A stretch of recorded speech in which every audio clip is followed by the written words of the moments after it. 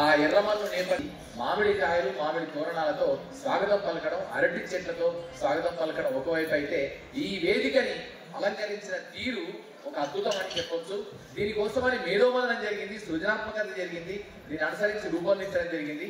ఒకవైపు భారతీయ వ్యవసాయ నాగరికతకు, రైతు వ్యవస్థకు ప్రతినిధిగా కనిపించే బండి కనిపిస్తుంది. ఆ బండి పక్కనే చెట్లు కనిపిస్తాయి, అరటి చెట్లు కనిపిస్తాయి.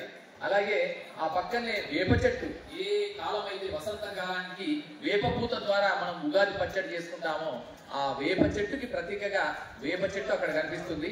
ఆ తర్వాత ఇక్కడ మామిడి చెట్టు కనిపిస్తుంది.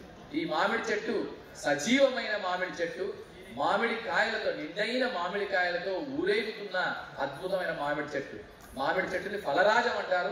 అలాంటి మామిడి చెట్టు, వేప చెట్టు మధ్య ఈ వేదిక మొత్తం అంతా కూడా, నేల అంతా కూడా పచ్చని గడ్డి, పచ్చిక బయళ్ళ నేపథ్యాన్ని కూడా ఇక్కడ రూపొందించడం జరిగింది. దీనికి తోడు వెనక వైపున పచ్చని పంట పొలాలు, ఒక సుభిక్షతకి, సతత హరితానికి నెలవుగా కొలువుగా ఉండే ఒక తాత్వికతను చూపించే విధంగా వెనక రూపొందించడం జరిగింది. దానికి తోడు ఒక మంచి చక్కని అడవి ప్రాంతం, దాని నుంచి జలపాతం, సహజమైన జలపాతాల సవ్వడితో కూడినటువంటి ఆ జలపాతాల దూకుడు కూడా ఇక్కడ మనకు కనిపిస్తుంది. ఈ విధంగా ఈ ప్రాంగణాన్ని అంతా, ఈ వేదిక అంతా ఒక పచ్చని ప్రకృతి ఆత్మని వ్యక్తం చేసేలాగా, ఉగాది వసంత హేళను చూపించేలాగా, వసంతోత్సవపు వేడుకని పచ్చదనంలో, హరితవర్ణంలో చూపించేలాగా ఇక్కడ రూపొందించడం జరిగింది.